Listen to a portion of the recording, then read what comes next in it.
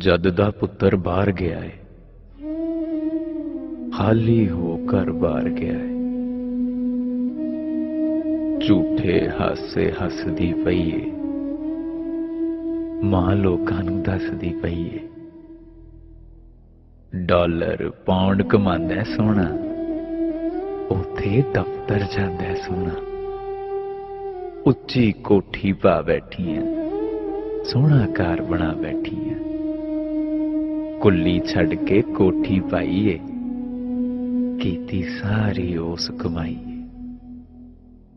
घर पराडो भी गल लई है, उंज भी नौकर चाकर कई है। प्यो दा भार उठा लिया सोने, इन्ना कुछ कमा लिया सोने। जद भी शहर में जानी आ, लखां दे विच लानी आ। हुण काहदा परदेस नहीं अड़िए, बाहर भी अपना ही देश नहीं अड़िए। ओदी काल भी आंदी है, डेली गल हो जाती है। जद भी कोई मजबूरी होवे, उदा आउण जरूरी होवे, 2 घंटे च आ जांदा है, सारे काम निपटा जांदा है। इन्ने विच 2 हंझू डै पे, इंज निकले के बोलन डै पे। फिर मां सच सच बोलने लग पई, दिल दे जख्म फरोलने लग पई। बारों बार ही जीने आड़िए, अंदरों ते हो मार गया है। जद दा पुत्तर बाहर गया है, खाली होकर बाहर गया है। रोटी ठंडी खांदा नहीं सी, कपड़े मैले पाउंदा नहीं सी। नींदर दा बड़ा पक्का सी ओ, सुबह मसीती जांदा नहीं सी। इन्ना गुस्सा करदा सी, गल गल उत्ते लड़दा सी। उत्थे किस नाल लड़दा हो सी, किवें गुजारा करदा हो सी। ये गम दिल नूं ठार गया है।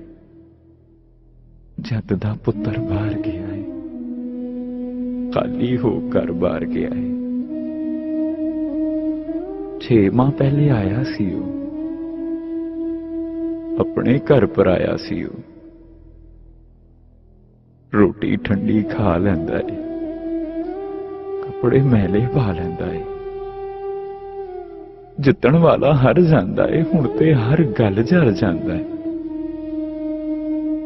जद भी पुछनी आ, तू खुश है, हस के चुप जिहा कर जांदा है। मैं ते ओदी मां वाली है, अदब दी ओदी थां वाली है। मेरे अगे बोलदा नहीं, अंजुआं दे दर खोलदा नहीं। मैं दुखी ना हो जावां, हस हस वक्त गुजार गया है।